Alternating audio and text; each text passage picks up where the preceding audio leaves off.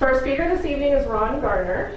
Ron is the author of 5 books on health, but his most recent book, What Doctors Don't Know, was written in collaboration with Dr. Robert Morose. He's a naturopathic doctor, and it's just recently been published. In fact, Ron told me that this is the first time he's speaking on it. He does have books for sale at the back here, and was it $15, Ron? Yeah, so that's less than you're going to pay anywhere else, and anywhere else you'll also have to pay shipping. So if you get it here tonight, you'll save a couple dollars and you'll support Ron. So, it's your turn, Ron. Thank you. Thank you.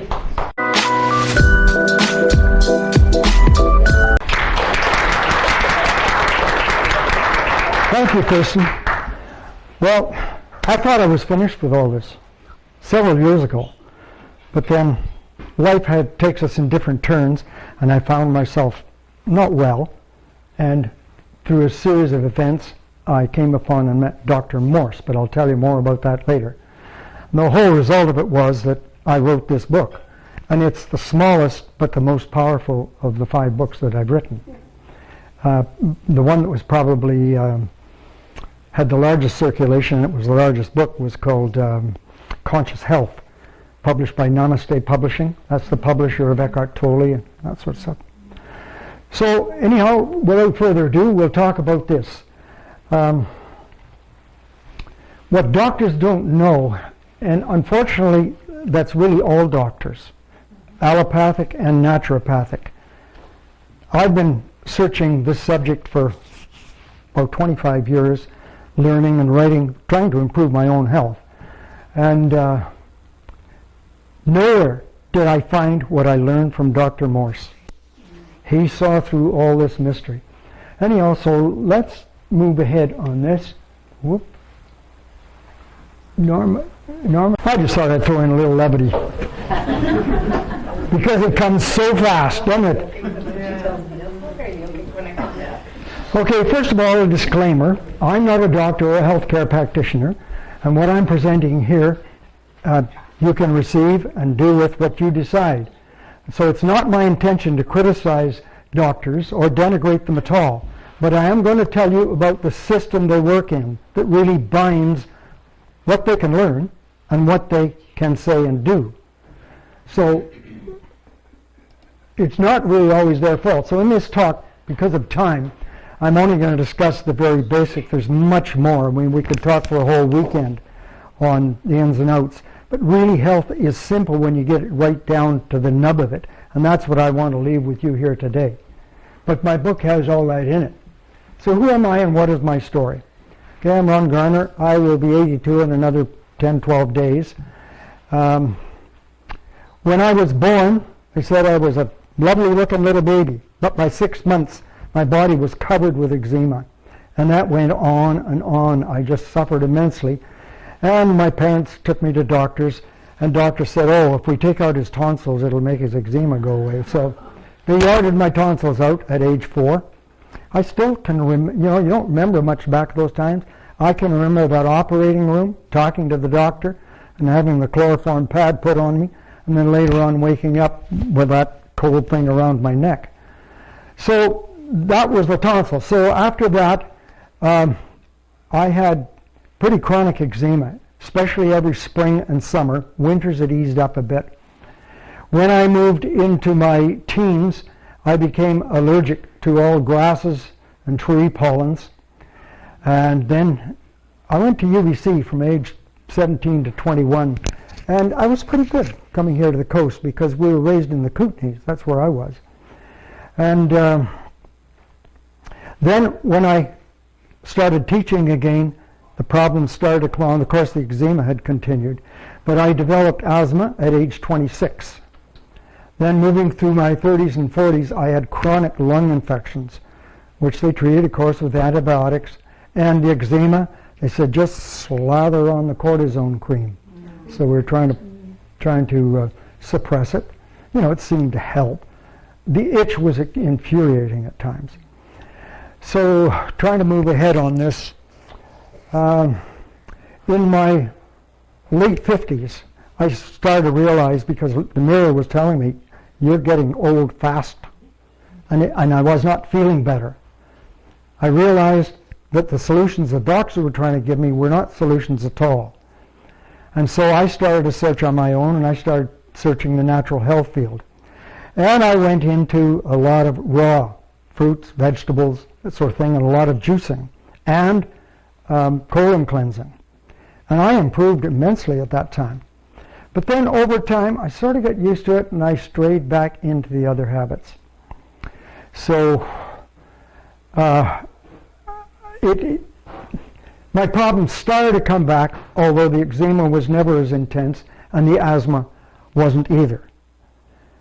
Then, and I was feeling really pretty good relatively. In my middle to late 70s, I was golfing 5 days a week, pulling the cart, and in the Kootenays, a lot of it was 95 degrees, just feeling great. In the winter, I was a skip of a senior curling team, and I curled over 100 games a year.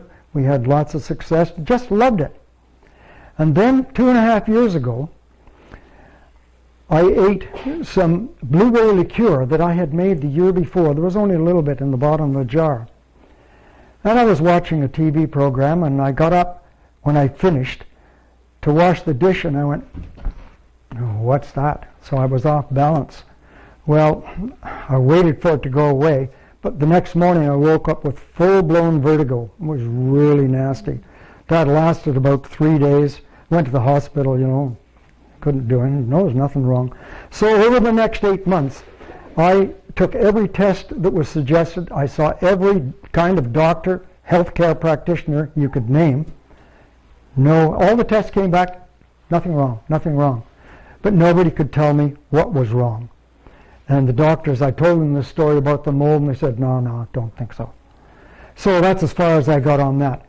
Then I kept asking for anyone who may have had a problem with mold, because I was convinced this was the seat of it. And I was led in a roundabout way to, you need to study the videos and teachings of Dr. Robert Morse. He's a naturopath in Florida. So that's what I started to do. And when I listened to him, that's my own eye, that's my left eye. In one of his lectures, he said, if you have a cholesterol ring in your eye, you're in serious trouble. You're in serious danger of having a heart attack or a stroke. You see this gray ring in there? That's not normal, but it's very cloudy and it's quite thick. And I could take time and explain why that is there. But that is a deposition of cholesterol, which is indication that it's throughout the body. So that convinced me, and right that day, I realized I had to go 100% raw fruits, berries, and melons. And if we get into the question and answer section, I'll tell you more about that. But I don't want to spend the whole time on this. So getting into the simplicity of health, and I'd like to try to stick with that theme, I want to set the stage for understanding. The cell is the basic unit of life in the human body. We have approximately 100 trillion cells in our body. Some people you listen to say it's 50 trillion, but anyhow, it's a lot. But so that is the basic unit of health throughout the body. No matter what you name in the body, it's made up of a bunch of cells and some fluid. So every cell is like a little baby. We're getting down to simplicity here. It needs to be fed, and it needs to be cleaned. It has wastes. So what is health? Condition of the body, it's free from illness, okay? In other words, the cells are healthy. Disease, it's something is interfering with or damaging the cells. There's some groups of cells that are unhealthy. See, it all comes down to cells. Don't get caught up in the idea of disease. They're cells. So how many diseases are there? What do you think? 100 trillion. Bingo. Possibly one or two other things can damage, but basically one. So there's sort of a medical list, and that's not the end of it. But there's scads of them. But what are they? and I can comment more on that later, disease appears to be complicated, but is it really? Who's that guy? Wonderful man, really smart. What he said was, this is wonderful, if you can't explain something simply, then you don't know it well enough. And I thought that is really profound. So that's what I want you to keep focusing back on here today is simplify it. Don't get complicated. Don't get intellectual about it, because it's not. In simple terms, disease happens when cells become damaged. That's all. So what damages cells? Dr. Robert Morse, here he is, and I was so inspired by his teaching, and it offered the only avenue of help for me, that I moved on to his nutritional suggestions. Because I had written 4 other books before, I became inspired last year. We moved down from the Kootenays last October. Took us 4 months to find a house. We now live here in Qualicum Beach, down on First Avenue. And during the winter, I thought, well, you know, a lot of spare time, nothing to do. I started to put together what I thought could be the start of a book. And after about 4 or 5 months, I submitted a draft to Dr. Morse, and he said, and asked him if he would give permission for me to do that, and if he would write a foreword to it. Well, he said yes and yes. So that was wonderful. So that's how, basically, how the book came about. This is the simplicity of health from Dr. Morse. Just remember this. There are only 2 sides to chemistry, and there are only 2 major fluids in every cell. That is your understanding of health right away. No matter what's wrong with you, you ask yourself, which side of chemistry is that causing the damage? And which fluid in the cell is causing the damage? Health is simple. Only 2 sides, acid and alkaline. And there are only 2 main fluids in the cell, blood and lymph. But here's the important part. 1/4 of it is blood, and 3/4 is lymph. Remember the pictures of the little babies? There's the nutrition, there's the blood. Brings nutrition to cells, and it must be close to a pH of 7.4. For those of you who understand some chemistry, it's very simple, and I'm going to show you a chart later which you'll visually see it. That's slightly alkaline. It has to be there. If your blood moves to 7.2 or up to 7.6, you die. So that's the absolute priority for your body. It must keep that blood within that range, probably within 7.3 to 7.5. Lymph takes the cellular metabolic wastes away. Remember, each cell is like a little baby. The wastes must be taken away. And how are they taken away? Where do they go? Well, they go into the blood, but the blood and that fluid is made up of 2. So the blood feeds the cells, pumps it out in what's called the intracellular fluid, which is mostly lymph, and then that circulates through the body. All the wastes, and all wastes are acidic. The food, hopefully, that you're eating that is healthy is alkaline. But when it's digested, when it's metabolized, it becomes acid. Meaning that the waste-carrying fluid is 3 times more than the nutrition-carrying fluid. See what we've been not knowing, but ignoring all the time. The 3 times as much problem as we're all always conscious of, are we getting the right stuff? So what damages cells? Retained, uneliminated acid wastes from cellular metabolism. I bet there's been no doctors ever talk to you about that. If you spilled battery acid on your hand, what would happen? And it would actually destroy tissue, wouldn't it? fatty acid is really strong. So the acids that form in our body as a result of digestion and metabolism within the cells, they're weak acids. But if kept there long enough, cumulatively, they have the same effect. They damage, don't they?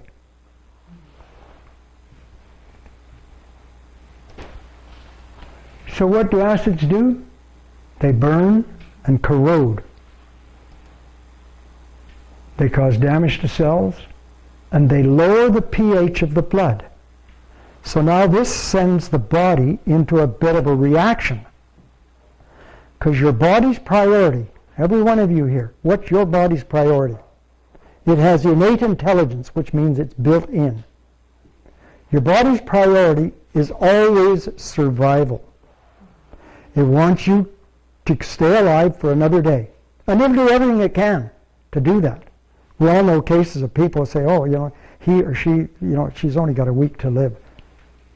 2 months later, they're still here. What's going on? That's your body going to back up plans to extend life.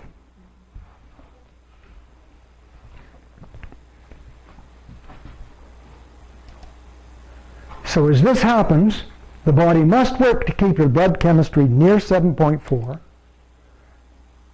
It has to neutralize the acid buildup. And it looks for alkalizers in the body to do this. See, the wastes are acid.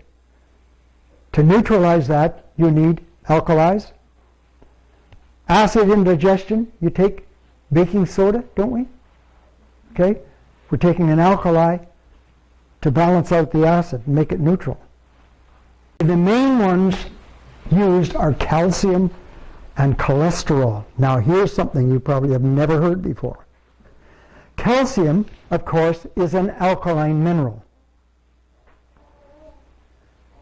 But what we didn't know is that cholesterol is also used by the body as one of its main alkalizers.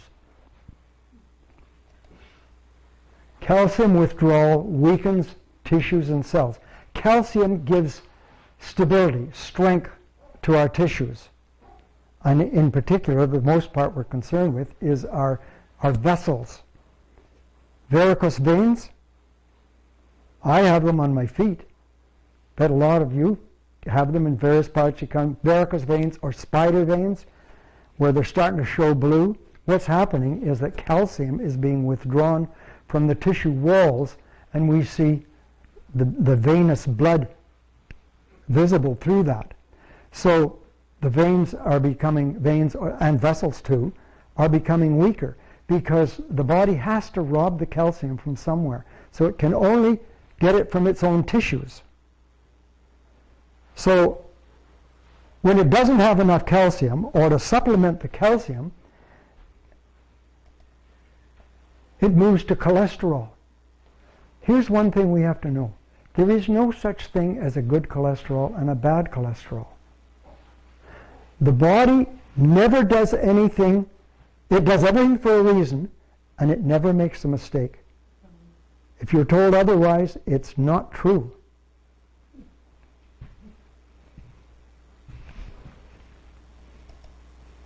HDL, the high-density lipoproteins, are used mainly for cell wall structure. That's the cells in the cellular walls. And the LDL, the low density, is used mainly to neutralize acids. So when you get a blood report that says, oh, your cholesterol's high, we've got to give you cholesterol-lowering drugs, you're now working against the natural efforts of your body. Because the reason they're high is because your own body is trying to fight the acid condition in your body, and it produces more cholesterol in the liver. It doesn't matter what you eat. The body produces its own. So there's the two alkalizers. Two main alkalizers. So when the acids are retained, in other words, your body can't get rid of them, the cells become damaged, and health deteriorates, and disease symptoms, in other words, areas in our body where we start to feel problems, we don't feel well, they appear in the genetically weakened areas of the body first. In other words, what we inherited from our parents. We all inherited weaknesses. Look back to your parents. Look back to your grandparents. What did they suffer from? That's where you have a weakness in that line. And that's why acid damage problems appear in those areas first. And the longer acids are retained, the more serious the symptoms become, till finally you end up with what's a really serious one? Yeah, the prime example. Cancer is not a disease. It's treated as such.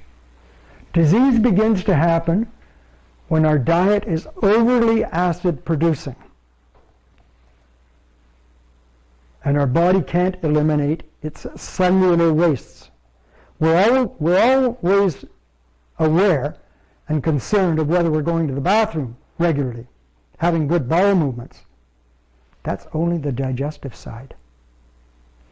It has nothing to do with the cellular side. So where does that go? How do we get rid of that? How does the body get rid of that? Waste elimination. Intestines and anus for the digestive wastes, and the kidneys and bladder for the cellular wastes. In all my writing and reading, and when I wrote the books, I was sort of wondered in the back of my mind, what about kidneys? But I never really found anything that explained it to me until you came to Dr. Morse. And there's actually a third avenue of elimination.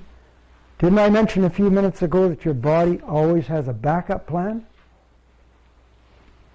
The third avenue, when your kidneys start to become congested, is your skin.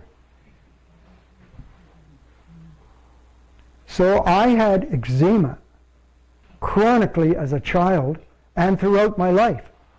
What was that caused from? Kidneys. My kidneys were clogged. Why were my kidneys clogged? I was only 6 months old. Guess? Can you give me a guess? I told you a minute ago. I told you about it. Or lymph system? Yes? Genetic. Pardon? Genetics. Genetics. Okay. Let's a little more. You aren't getting rid of the waste. I'm not. But why at 6 months old? Why did I have clogged kidneys? Why did I have weak kidneys? Pardon? Why?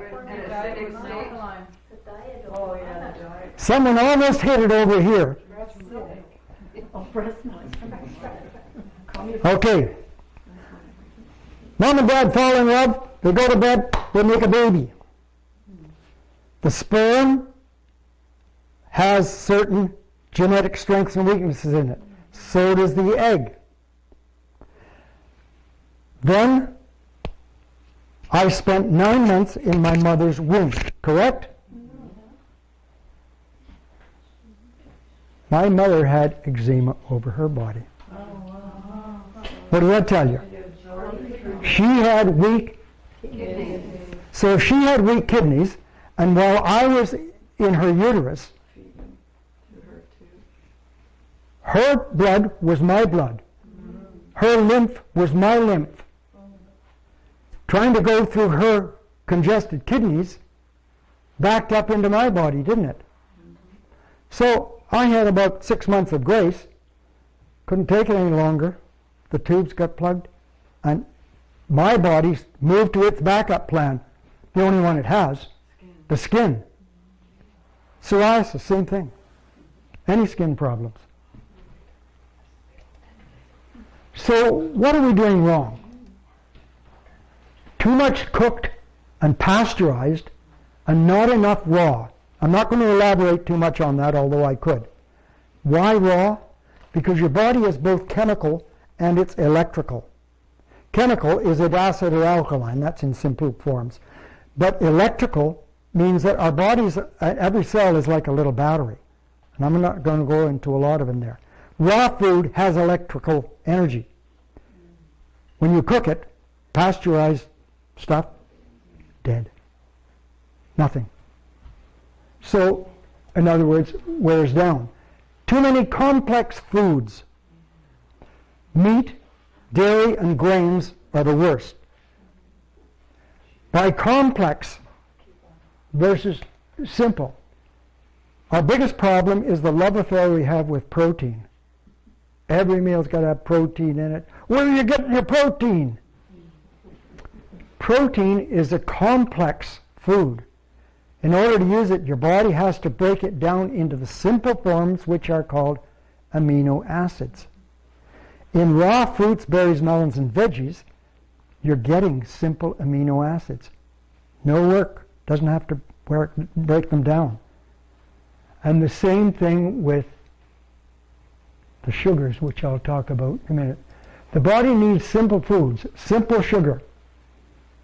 The simplest sugar is fructose, which is found in fruits, berries, and melons.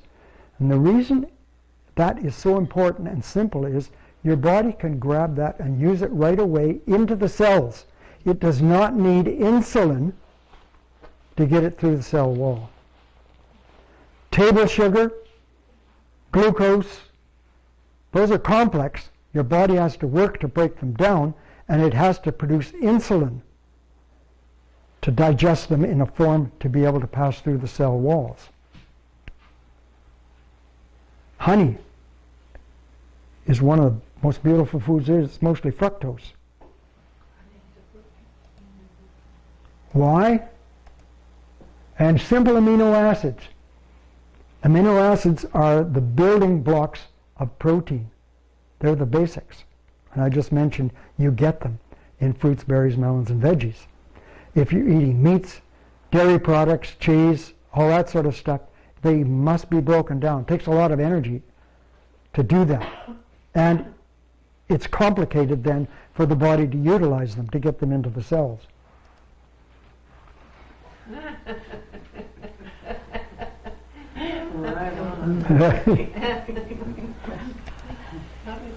So what doctors don't know? They don't know the main cause of disease and how the body's lymphatic system functions and the critical role of the adrenals and the kidneys. Is there anyone here who has never had a blood test?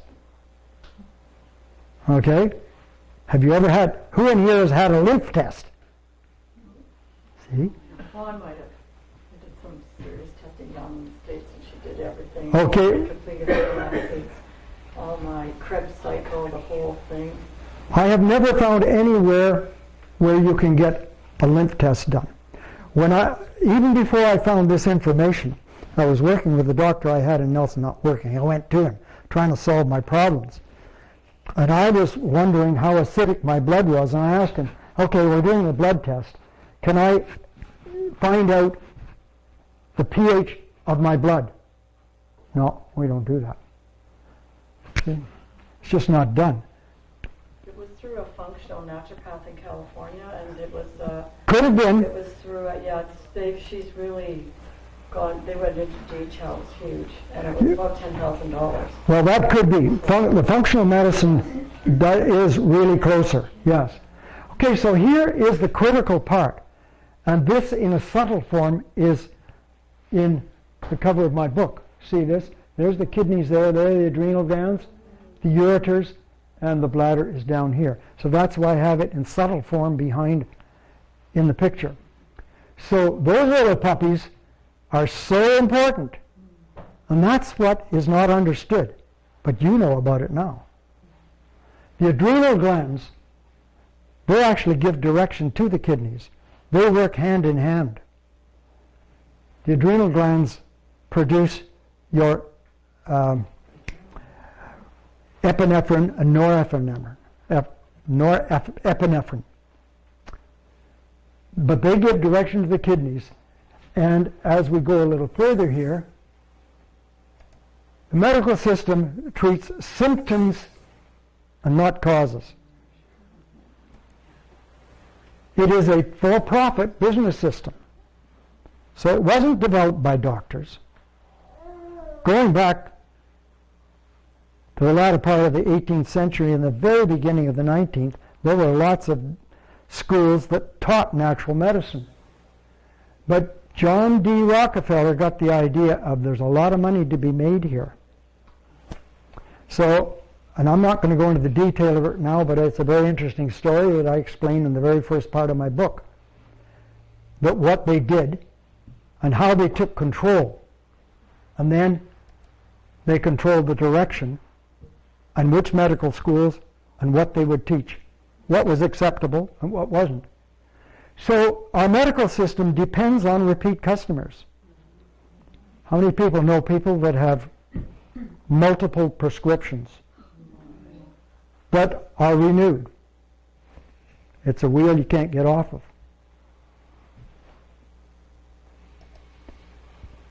The main treatment is pharmaceutical drugs, not the only one, but the main one. This is a joke, but it's true. Yeah. You know? A patient cured is a customer lost. But what we have here in this little book are the keys for a healthy body. So health is built when the diet is sufficiently alkaline and a high proportion of raw fruits, berries, and melons, because they have all the nutrition you need in it, but fruits, berries, and melons are the only foods that can naturally detoxify your body. In other words, provoke and help the body to move the lymph system through your kidneys, and we pee it out. So important.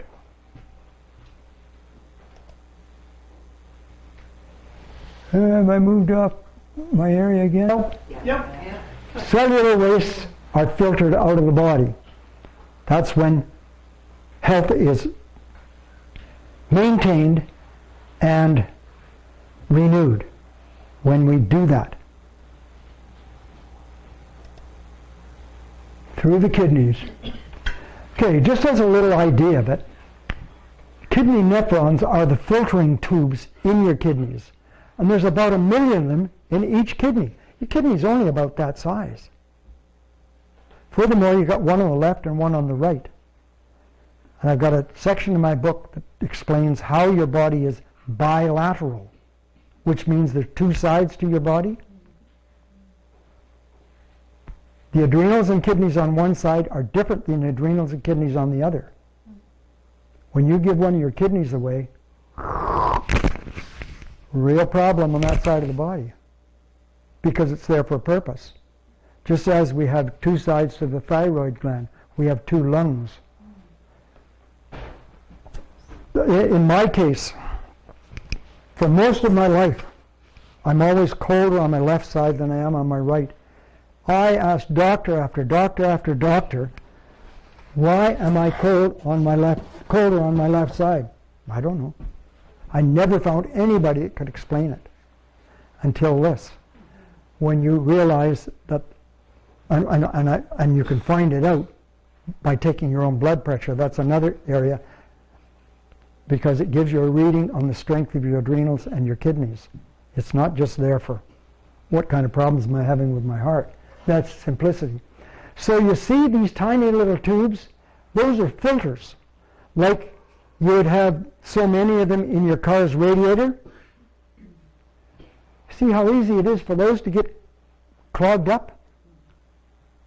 But there's about 1 million of them. Okay, acid alkaline, there's a chart of it. The scale goes from 0 to 14. 0 is most acid, 14 is most alkaline. Disease happens on the left side, in the acidic side. Health happens on the right side, the alkaline side, mainly from raw fruits, berries, melons, and veggies. Veggies are nutritious, but they're not cleansing. They're good. We use them. I could get into what's the easiest forms and that, but I'll leave that for the book. and time for discussion. See the little part in red? There's blood at 7.4. If it gets to 7.2 or 7.6, big problems. So that's where the body has to maintain itself. As we are constantly eating over here, it's dragging that over there, dragging the blood pH down. The body says, can't have that. Let's rob from the body to the alkaline minerals, calcium, and produce more cholesterol to keep the blood up here in the safer zone.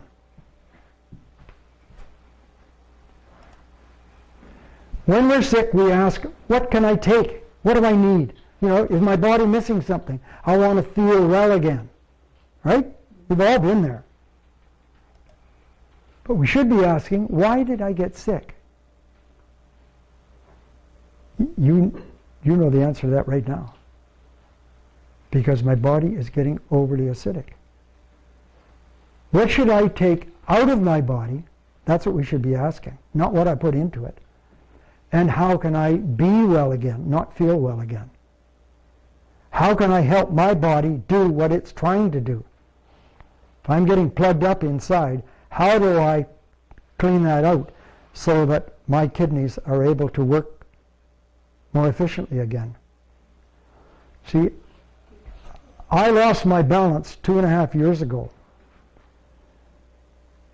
After 8 months, I went on 100% raw fruits, berries, and melons. I was on there for 3 months before I started to feel a little bit of, see a bit of difference. So what's the secret to health? It's this. That is a urine, that's my own urine sample. So it's sediment in your urine. I went for 3 months on raw fruits, berries, and melons because when I looked at urine in a jar, you just pee in a jar yourself, a little clear jar, and look at it against the light, it was as clear as a lovely pale ale. Nothing in it. What you should be seeing are little tiny flecks in there, or little particles. You give it a swirl around like that, and you can see them move around inside. When you get into, and it's really interesting when we talk about fasting because it's one of the most effective ways to help your body move poisons out of your body and get things moving again, you start to see this. Since I started, I'm about, in April, I will be 2 years on my program. I'm not on 100% fruit, berries, and melons now, but I try to stay in the 70 to 75% area on that. I try to always have them right through the day until dinner. In winter, now I've felt the need for warm food, so I will use soups and I will use stir-fried veggies and stuff. I do not eat meats. I don't eat any dairy. Dairy is one of the worst things for you because it's so clogging to the body. It's just a few molecules off plastic, actually, pasteurized products. So what happens here? This was, I've done 40-hour dry fasts, which means no food, no water. I've probably done 40 to 50 of those now. And they really kickstart and get things moving in you. And what happens is you leave that, you urinate in there, and for the last, 24 hours. The first part is just ordinary, but the last part, up until when you're going to stop the fast, you just pee in a jar because there'll be less and less. And then you let it sit. And what happens, you'll get a layer of this clear, this whitish stuff on the bottom, and then you give it a swirl around, and this is what's happened here. And then I took a picture of it. You see this one here. Any idea why it's darker? Dehydrated? Pardon? Dehydrated? Interesting word. No, not necessarily. But it dehydrated in one sense, yes, because it brings it out. It's concentrated, but what you're getting the color is from acids that are coming out and proteins. And what? Your protein. Oh, protein. Body is unusable, but it's kicking them out. And only when you stop the intake of food can the body reverse itself and start kicking things out that it's had to store. What are tumors? They're only little storage pockets to try to contain things so they don't do damage to the rest of your body, hoping that you're going to change your diet, change your detoxification efforts, so that it can start dumping them and shrink those tumors and get them out. That's the natural way the body wants to work. So the secret to health is seeing sediment in your urine. So if you do nothing else, and you go home, put it in a jar, let it sit on the counter in the bathroom overnight, get up in the morning and have a good look at it. Make sure you tell your husband so he doesn't drink Should or put his toothbrush in it. Actually, that's another interesting story which we won't get into. But that's not actually as bad as you think. This indicates that your adrenals and kidneys are functioning properly. So I went 3 months with nothing until after dry fasting. I started dry fasting after the first month. You have to work into that. You can do water fasting. The easiest thing to do to start detoxifying is you do what's called monofruit fasting. The two best ones are grapes. Try to buy organic, because grapes are also dirty spray stuff. The darker the better, not green. The darker the better. Grapes and watermelon. That's all you eat. People have done grape fast for six or 8 months. This is people who have had fourth stage cancer. They'll go into that sort of thing. I'm not telling you to do it. I'm telling you this is one of the things that can be done. And watermelon. But during the winter it's hard to get good stuff. Summer, fall, great. But you can do it on any food. When Dr. Morse was experimenting with this himself in his own body, he was on oranges for 6 months. Lived in Florida. He was a young guy. He had a truck and a trailer, a truck and a camper. He lived in an orchard, an orange orchard. He just ate oranges for 6 months. Why is it monofruit better than, 3 or 4 different berries? Anyone want to guess? Answer that? Simplicity. Yeah, less work. The more simple you make things for your body, the less work it has to do. And you're getting nutrition in these, but you're getting super detoxification as well. What your body needs, most of all, is sugar. It runs on sugar. Which kind? Fructose. Right. The simple sugar. So it's getting lots of that, but it's also getting the proteins. Oh, speaking of protein, you say, don't you need protein? What was the time in your life when you grew the fastest and you really put on weight? Teenage years. Now.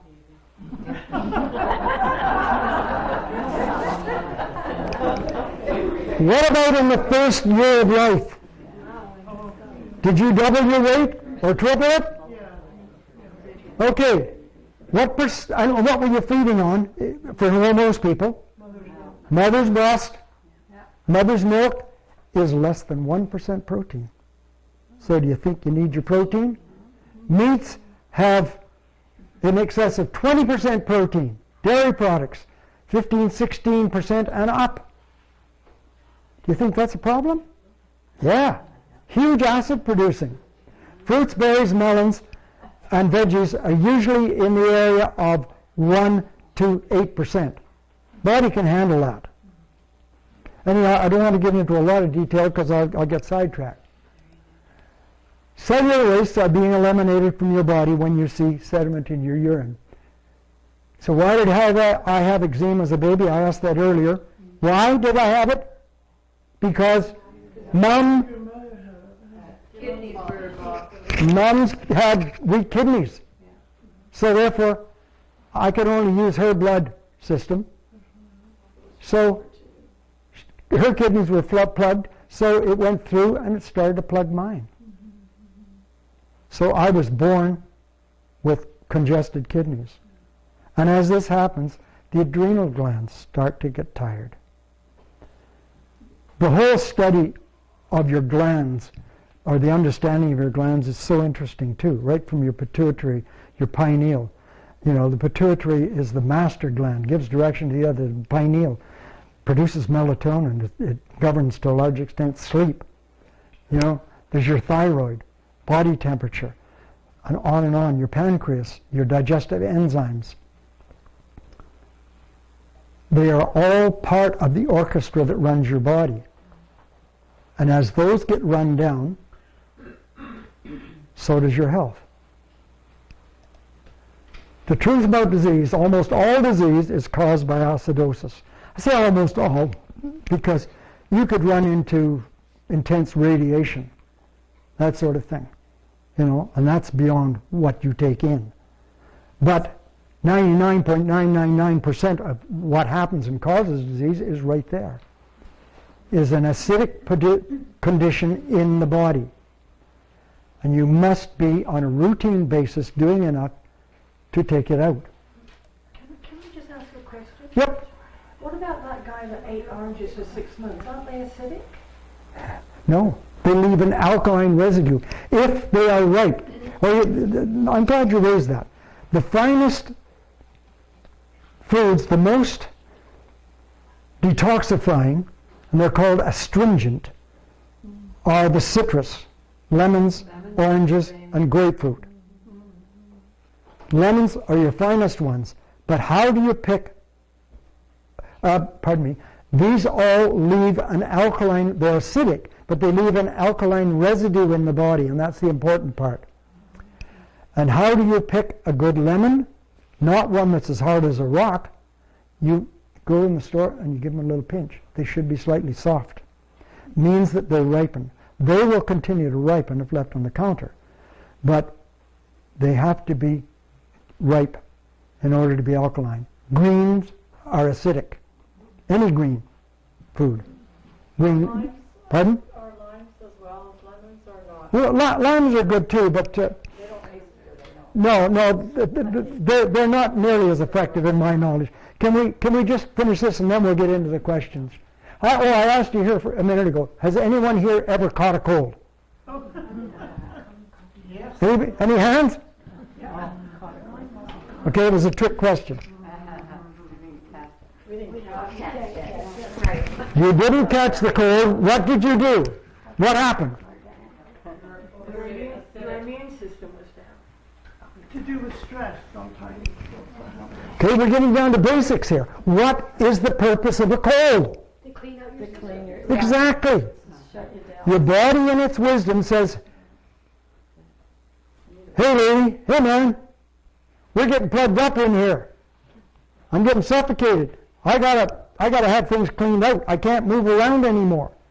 So I'm getting sludge inside my body, so it reaches for a bacteria that's floating around the air all the time, brings it in.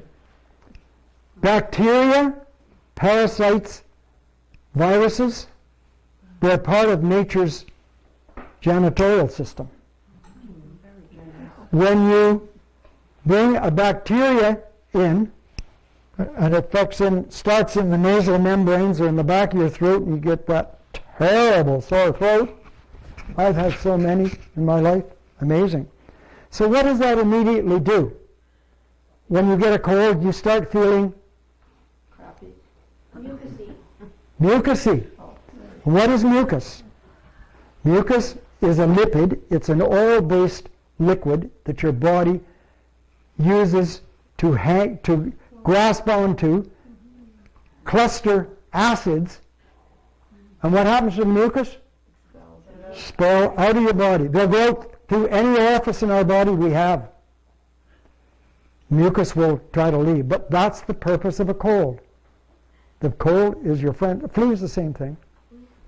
Are you saying a cold is good then? Absolutely. The cold, I haven't had one now for over 4 years. But the cold is your friend. Without the cold trying to clean you out, this would just build up and you'd have something really serious take on. So what you want to do is to get your body clean enough You never have to worry about that. See, there's only two types of people who will catch a cold. So people who are very, very healthy, their body's clean, or they're very, very ill. These people don't get a cold because they don't need it. The very ill people don't get a cold because their body can't afford that expenditure of energy. So it'll keep you going and going and going until... But again, it does it for a reason.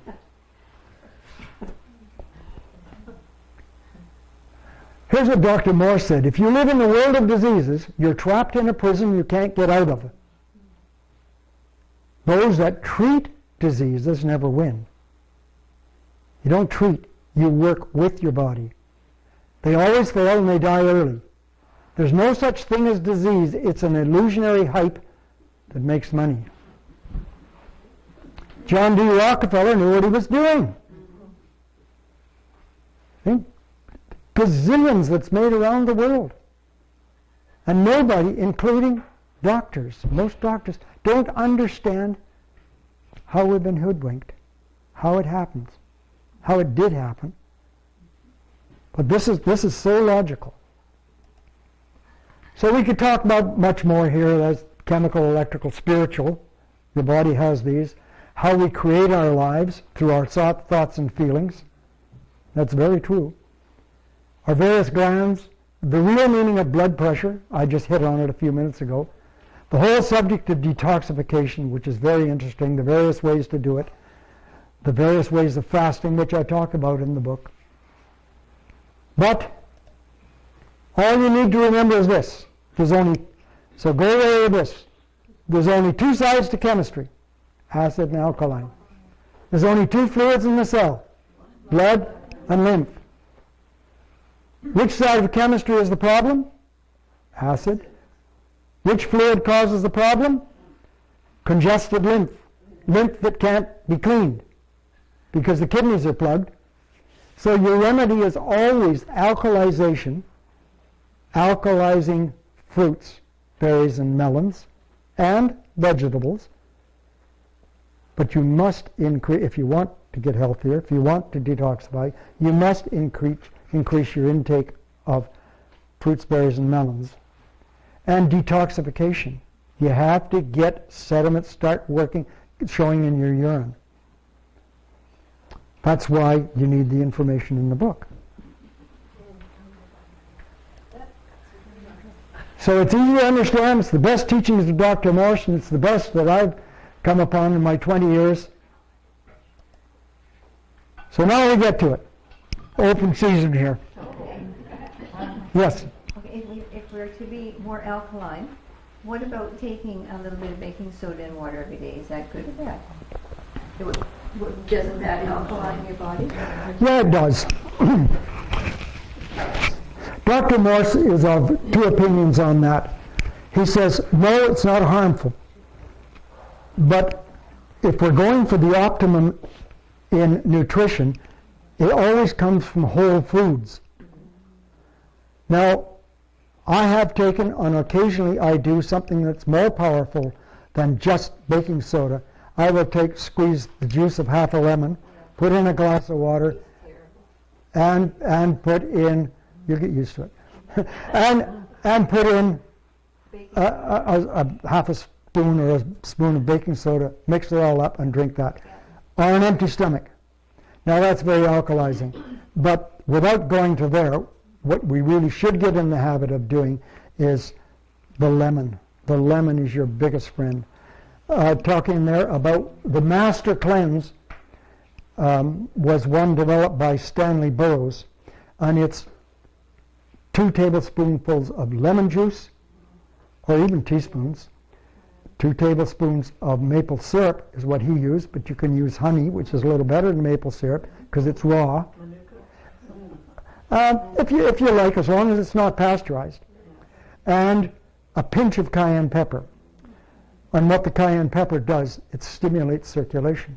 And you fill that with water. I use mine with warm water. I don't use really hot water because that'll kill the enzymes in the lemon. If you do that every morning, That's one of the best things you can do. It's the best cleanser. It's the best things to start things moving and going. If you do nothing else, do that. With the peel or not the peel? With the lemon? No, no peel. No peel. I used to do it with the peel. Dr. Moore says no. No. So would you do that before you ate anything, and you have to wait after as well, before you eat, after you've had that? Not necessarily. Give yourself 10, 15 minutes, that's enough. But if you eat, you then should be moving into, okay, what fruits am I going to eat? Every morning now, I have a bowl full of berries. I buy them from Superfoods. The organic berries, you get organic wild blueberries, are much better than the ordinary blueberries.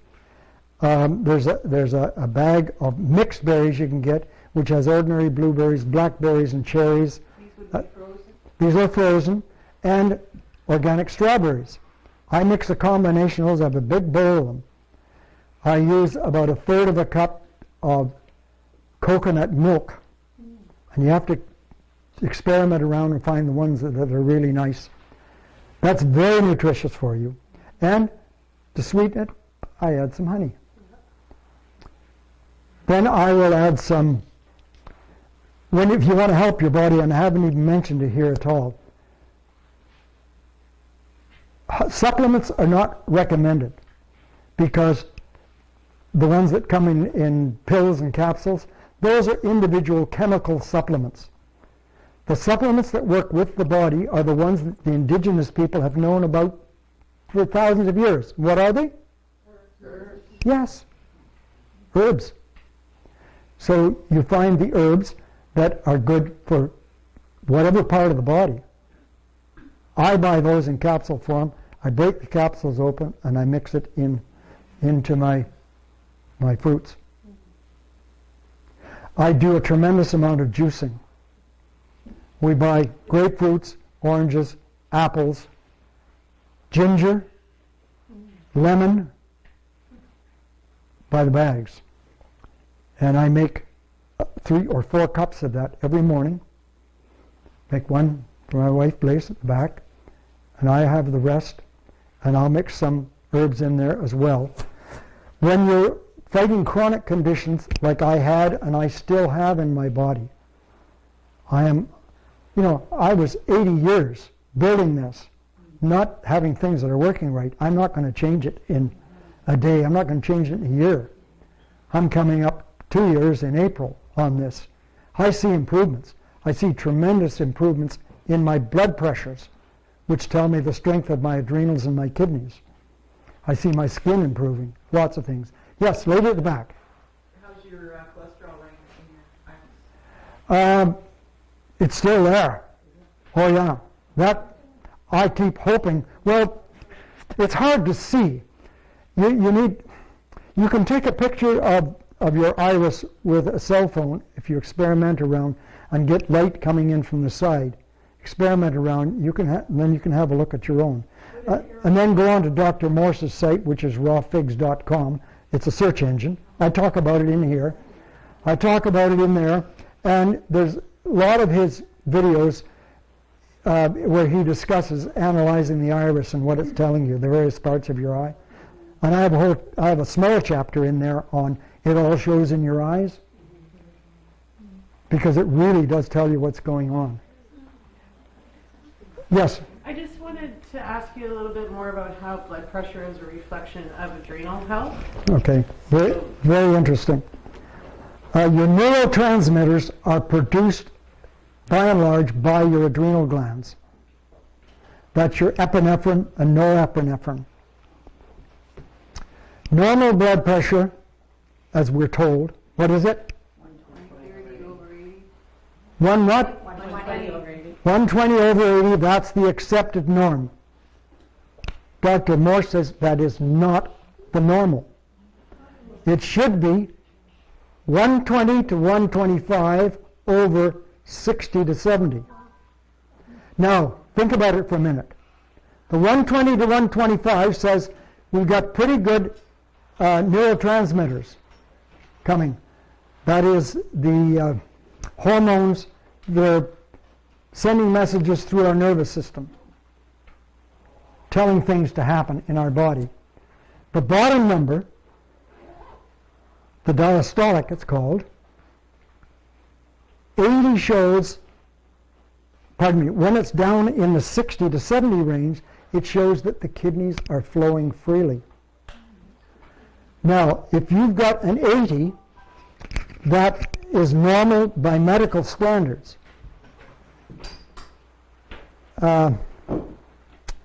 Well, I don't want to get into too much more than that because we're getting into sort of technical on it. But ideally, it should be 120 to 125 over 60 to 70. When you switch over, when your body's in a chronic condition and you switch over, as I did, to the straight fruit, berries, and melons diet, what happens is that you're not any longer taking any meats, alcohol, anything like that. These are stimulants to the body. Why are they stimulants? Means the body has to raise its metabolism to process them and get them out of the body. So that's why you feel warmer on a meat diet, because your body's working hard. Yes, and you drink. It stresses the body. So what happens is when these stimulants are taken out of your diet, your blood pressure crashes. I dropped down to about 100 or even 96 over 70 or something. Everything just went down to the floor. Just now, in the last 3 months, I've been really much happier with my blood pressures. At night, they will be in the 120 to 125, 128 region for the systolic, the upper number. And I will be in about the 70 to 75 range. That's good. It shows the kidneys are getting better. Interesting thing, and I don't fully understand it yet, but I constantly take my blood pressure. You buy a good one. Buy one of these ones that will strap around and you press a button. And when I wake up in the morning after a night's sleep, it'll be much lower. I would typically wake up with about 104 over 62 or something. Everything's down really low. Now I'm waking up and they're in about the 112, 114, 116 over 70, 72 area. Good. Better. It's improving. So I'm encouraged that I'm making progress. I am not seeing the results like in my iris that I would like to see yet. I haven't seen improvement in my varicose veins showing. That takes a long time. It must show up in your eyes. But here, I mentioned before that what is your body, what is its priority? Survival. In order to survive,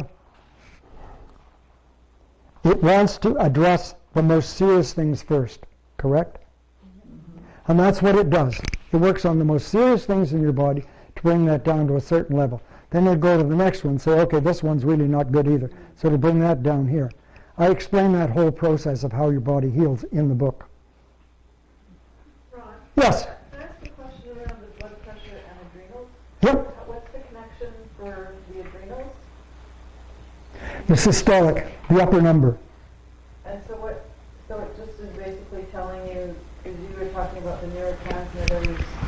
Well, the adrenals produce most of the neurotransmitters. Okay, that's the connection.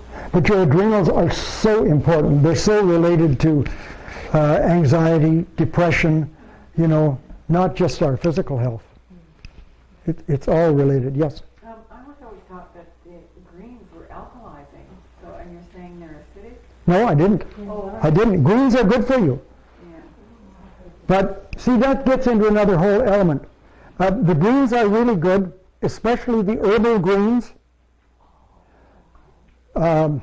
Cilantro, parsley, all those things.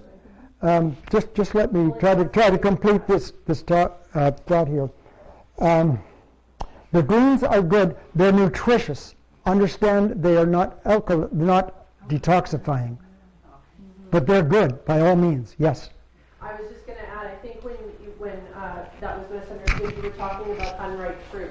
Yes, I was. Unripe fruit, and I know one thing specifically that I learned years ago was green peppers. We should never eat green peppers because they're just unripe red, yellow, and orange peppers. Yeah, that's true. Is that true? Is that true? It probably is, but I don't know if it's that serious. It's not like eating green fruit. Yes? Alkaline water. Alkaline water.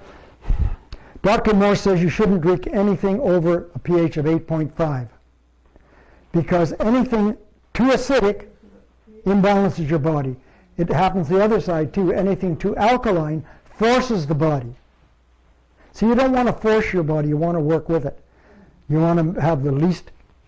But if you're eating a bit of an acidic diet, which we probably all do and don't realize, then by having some alkaline water, would that not bring it back down? Like you can It helps. I don't have a problem with I that. think if you're super alkaline, like yourself, you're very alkaline, and then you're drinking that water, it might push it past that number. But if you're, like I know I don't eat a complete alkaline diet, so I'm thinking I have an alkaline machine at home we use, and I drink that water, but I use the other water for making tea and stuff. But I'll drink my bottled water alkaline. Not a problem. If you find your water source, and I haven't checked the pH of our Qualicum Beach water, but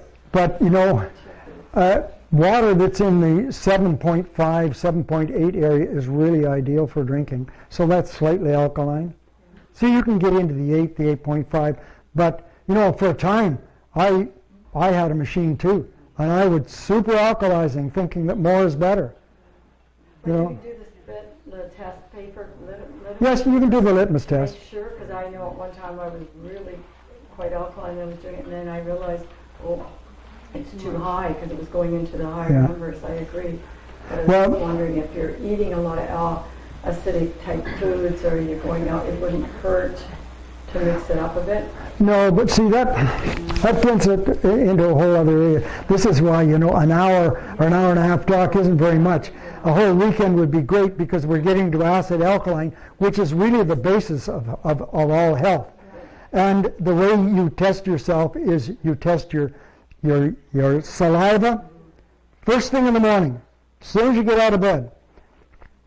Get fresh saliva flowing, you check that, and you check your urine stream right away, and you get those two readings.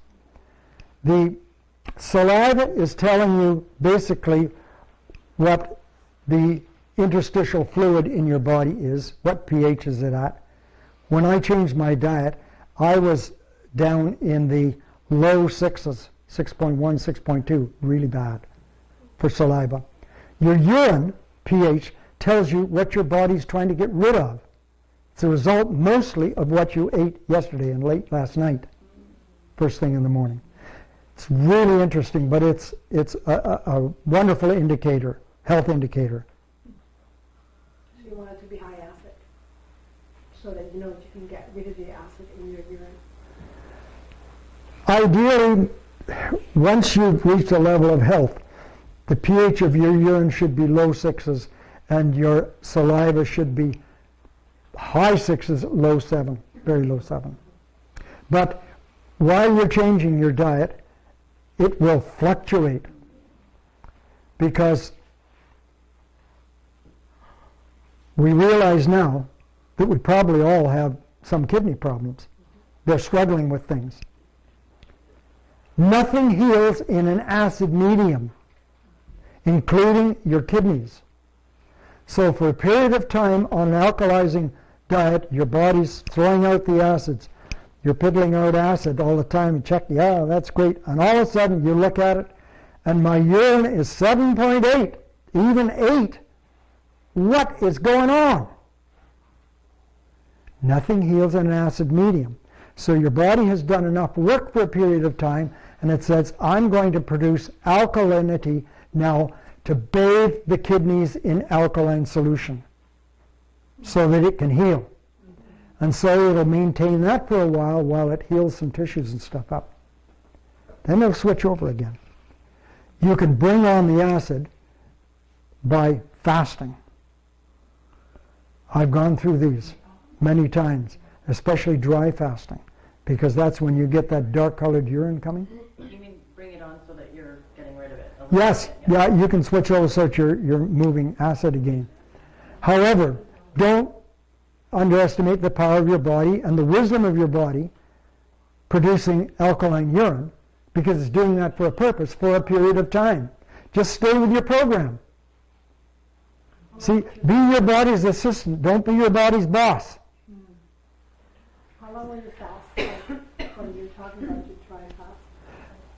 Okay, I've done all methods of fasting. When I got into this, 15, 20 years ago, I once did a 5-day water fast.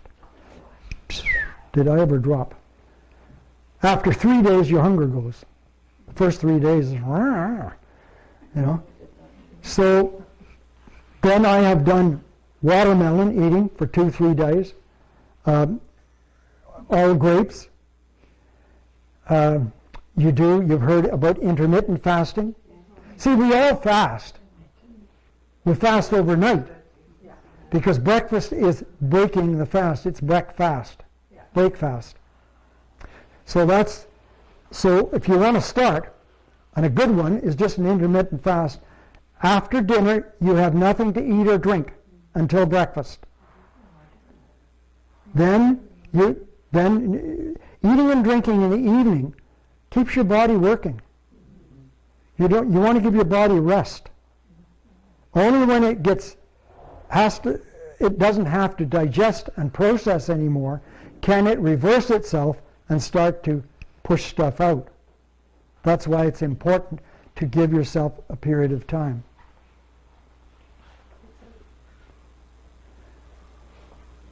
I'd just like to make a comment when you're talking about your eye.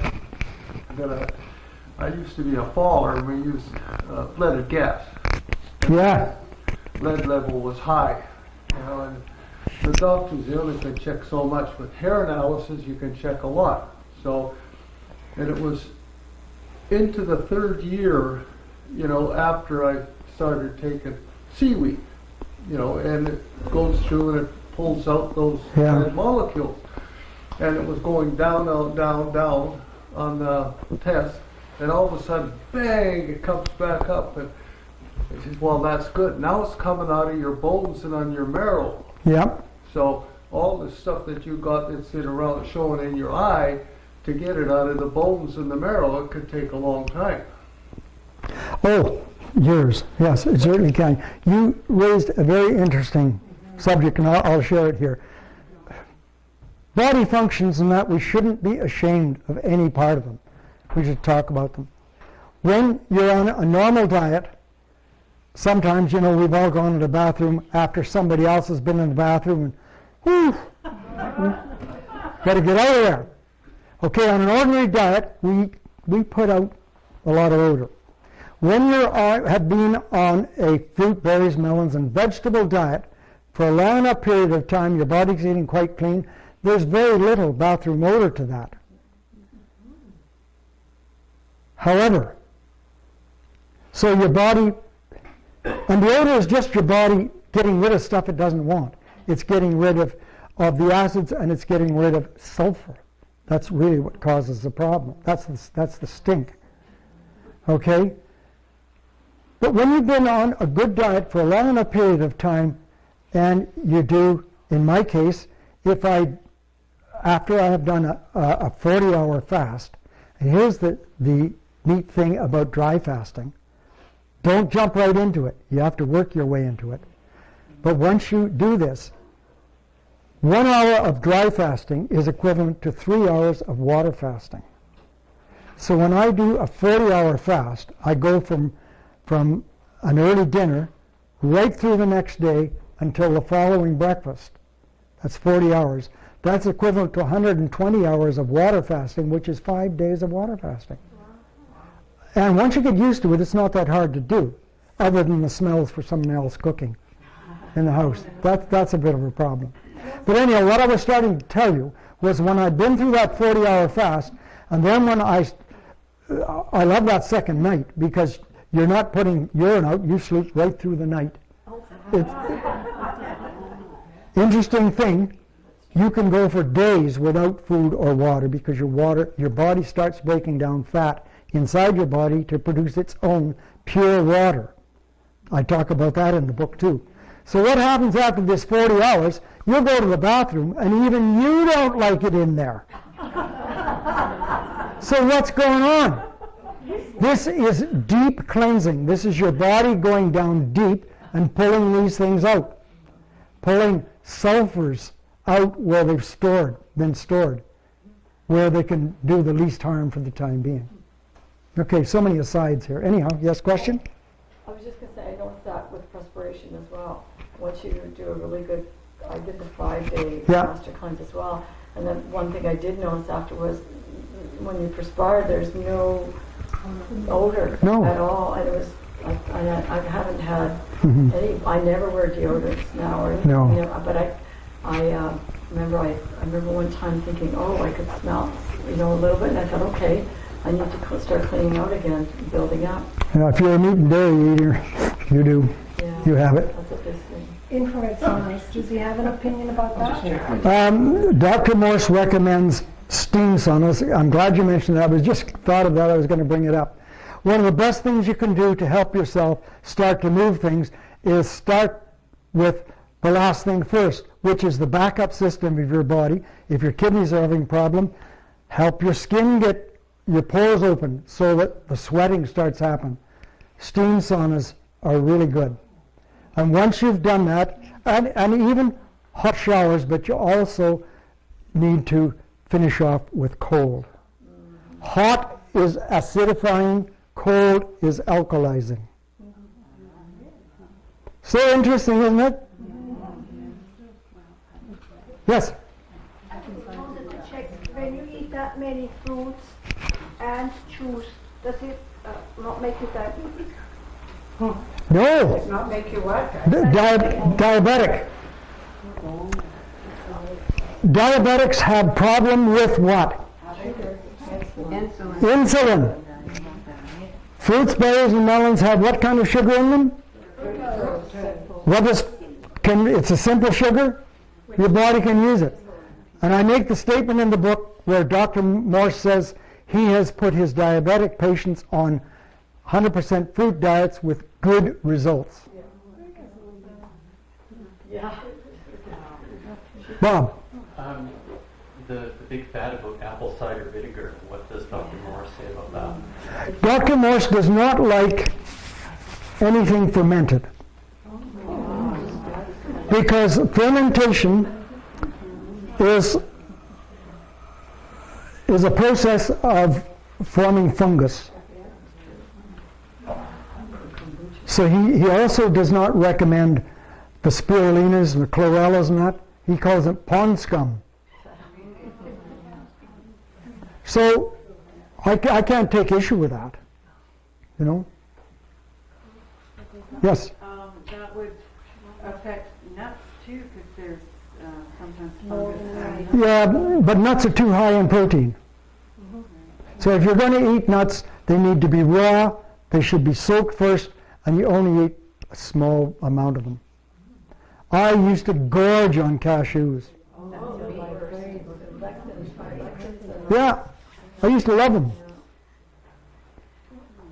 Don't buy them out of the bins because I had a mold infection. It went all across my face like I had a big thick lump on my... Ooh. Don't buy them out of the bins because of course they grow mold. By the sounds of it, you never had a garden and you never had a hive of bees. Pardon me? By the sounds of it, you never had a garden and never had a hive of bees. Yes, I had both. Yeah. Why? Well, because of all these things you got. No, I used to be a beekeeper, and I love gardening. I've just built a greenhouse on our property, and going to have great tomatoes and cucumbers. So kombucha then is not good for you? No, I used to make it, because it's a fermentation process. I like it too.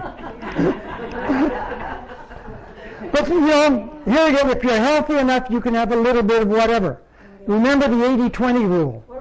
80% good, 20% bad. 80% alkaline, 20% acidic. What about Sorry, Bob.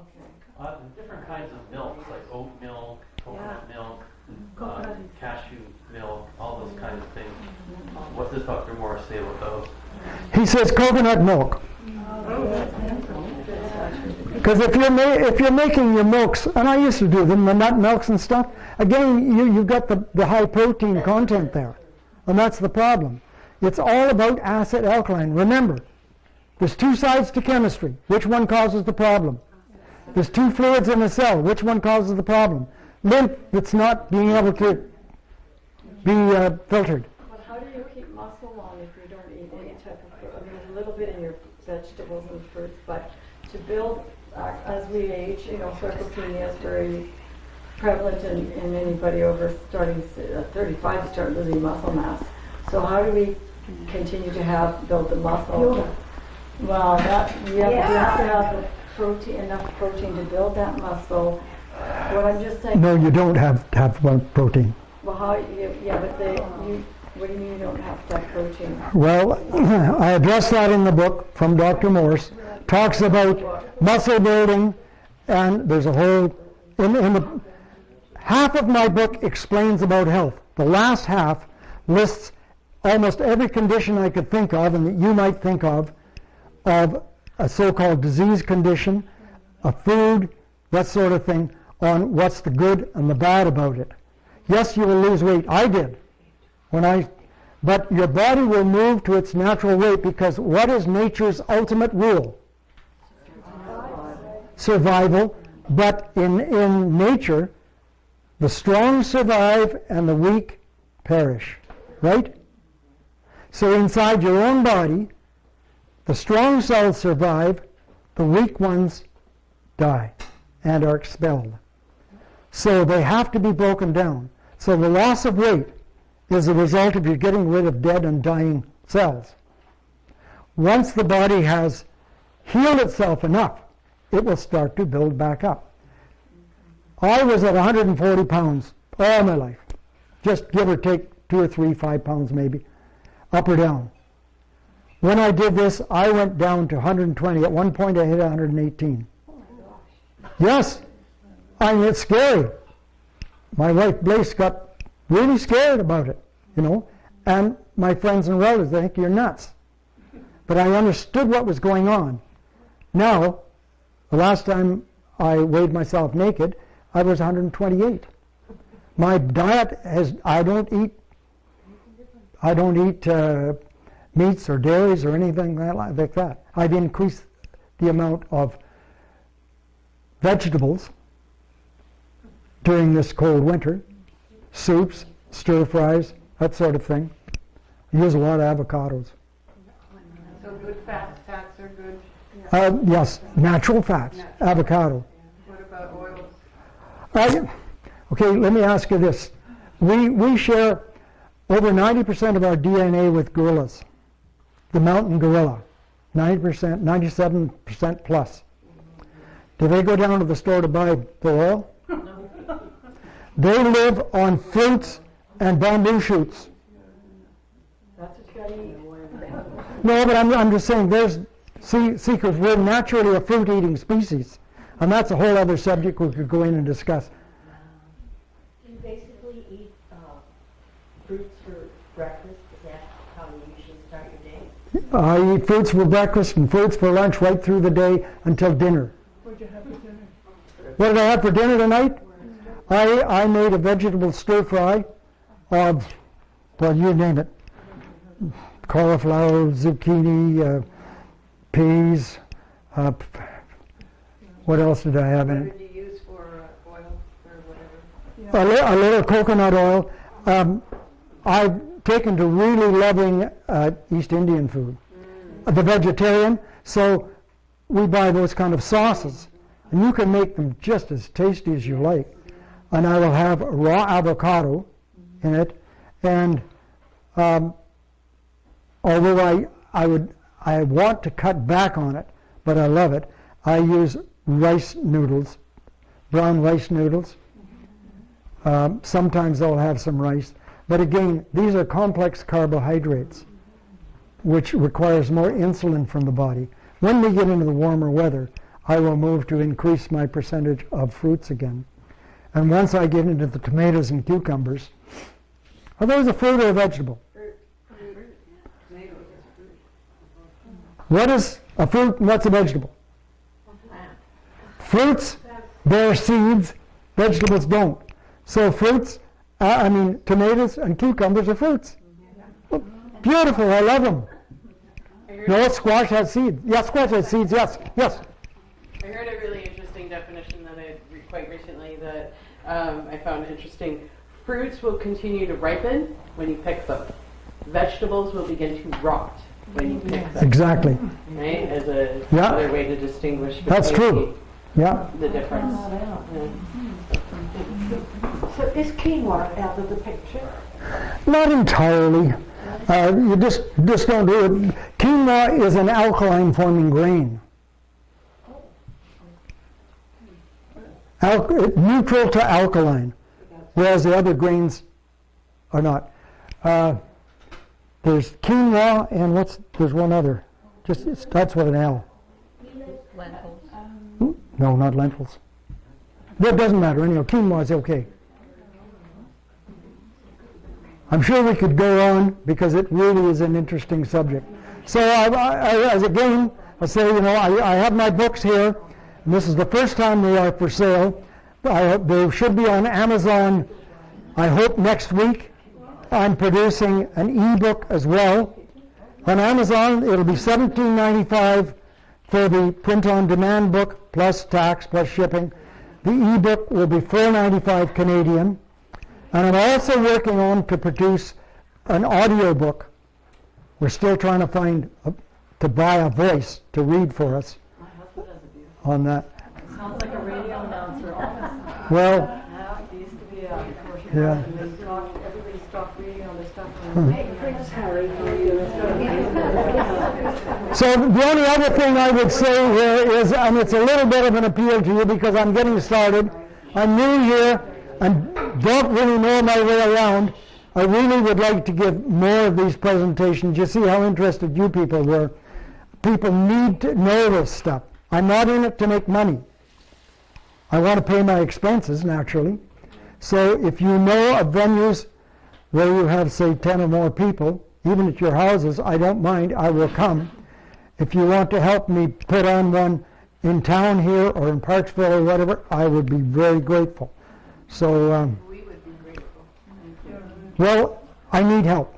That's a bit of an appeal. If you or the questers want to take it on and share in the gate receipts and stuff from it, have at her. Kristen. No, I just want to thank you. Because we could literally ask questions all night, but I'm sure a lot of what you're asking about is addressed in the book. So I'm getting myself a copy. Just remind everybody to check out our website, check out Facebook, have a look at the information for our event, and get signed up with the email if you're not already. Yeah, all of these go up on YouTube, so Bob will take a little bit of time to edit this, and then he'll put the video up so you can review it. We've got many there already, so that's Qualicum Questers on YouTube is our channel. And thank you very much. Thank you, Ron. You're welcome. It's my pleasure. Thank you.